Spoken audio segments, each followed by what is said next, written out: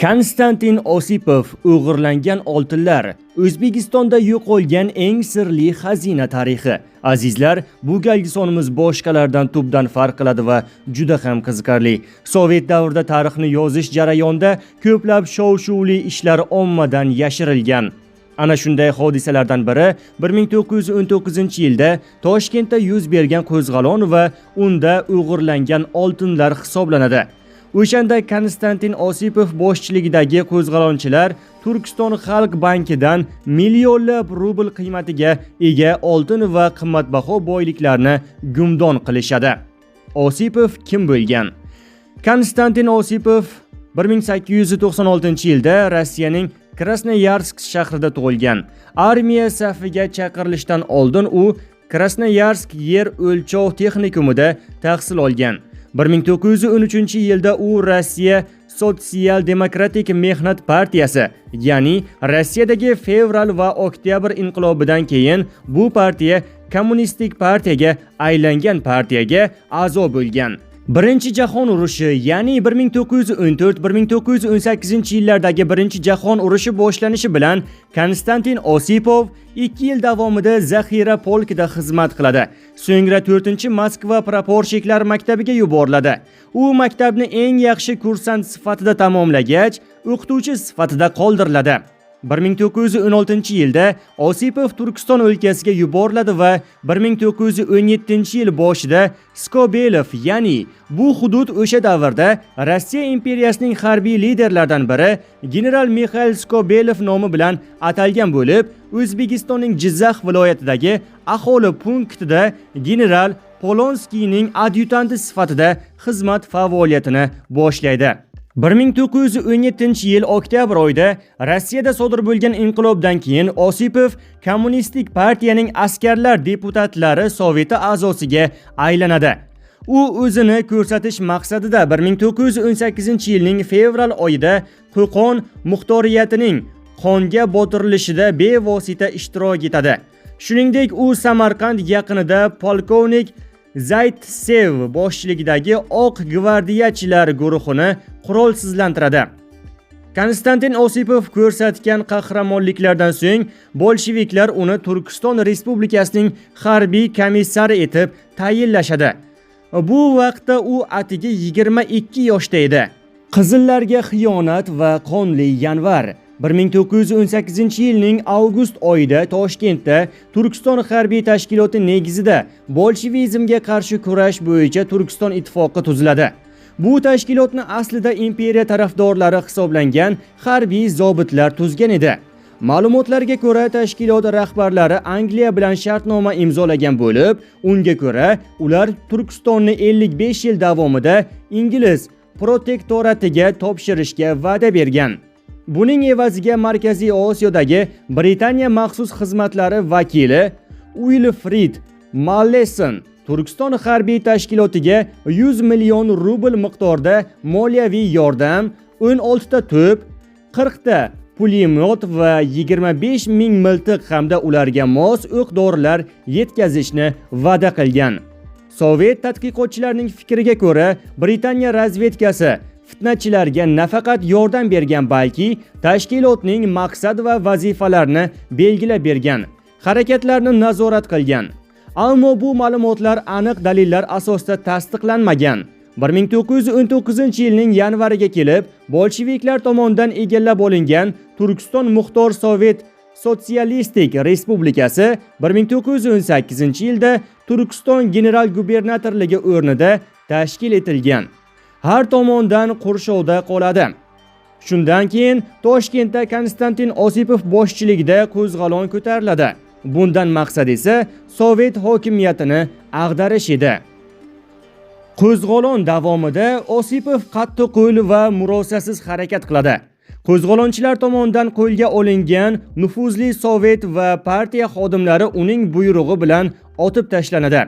Shahar ko'chalarida janglar avj oladi va dastlab qo'zg'alonchilar ustunlikka ega bo'ladi, biroq ular Toshkentdagi strategik obyektlarni egallay olishmaydi.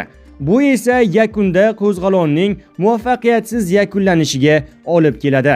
Toshkentdagi qo'zg'alon bostirilgach, qizillar shaharda qirg'in boshlaydi.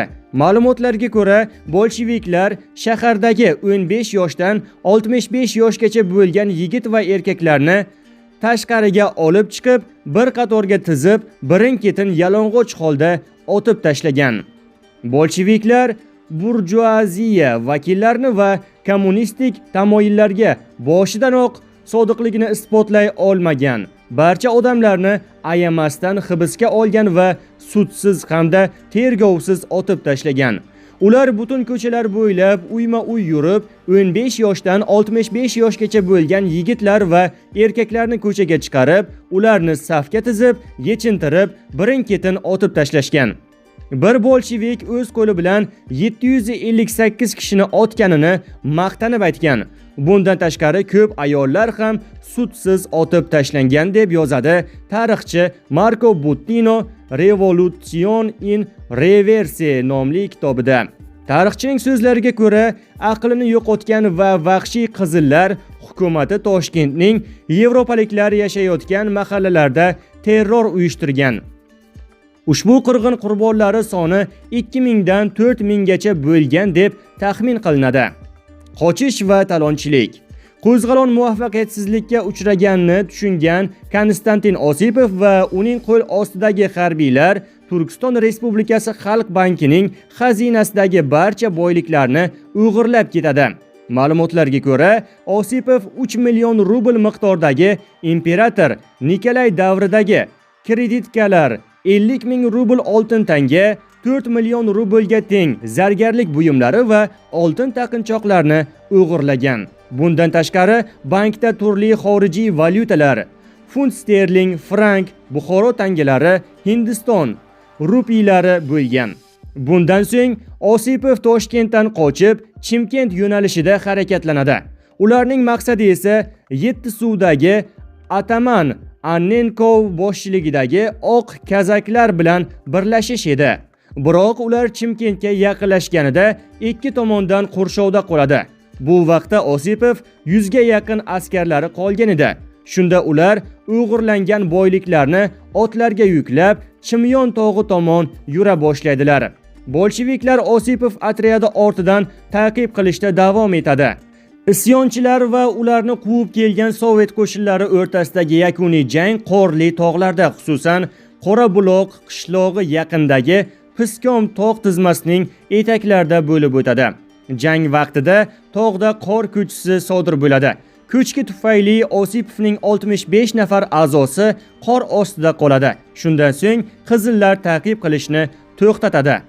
Bahorda bolsheviklar mahalliy aholi bilan birgalikda qor ko'chkisida halok bo'lgan Osipov tarafdorlarining jasadlarini qazib olishadi, ammo qimmatbaho buyumlar topilmaydi. Ayrim tarixiy ma'lumotlarga ko'ra, Osipov Piskom va Chotqoltoq tizmalarini kesib o'tadi va o'sha vaqtda bolsheviklarga qashqatqich zarbalar berayotgan Qo'rboshi Madaminbekning huzuriga boradi. U Madaminbek bilan birga Farg'ona vodiysida sovetlarga qarshi bir qancha janglarda ishtirok etadi.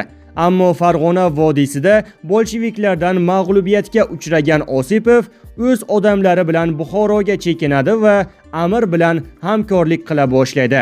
Turkiston Respublikasi Sovet hukumatining Toshkentdagi rahbariyati Buxoro amiridan bir necha marta Osipov va uning safdoshlarini diplomatik yo'l bilan topshirishni talab qiladi. Buxoro amiri Said Olimxon Toshkentga maktub yo'llab, Osipov qochib ketganini ma'lum qiladi. 1920-yilda Qizil armiya bo'linmalari Buxoro shahrini qonga botiradi va amirni hokimiyatdan ag'daradi. Shunda Buxoro hukmdori Afg'onistonga qochib o'tadi.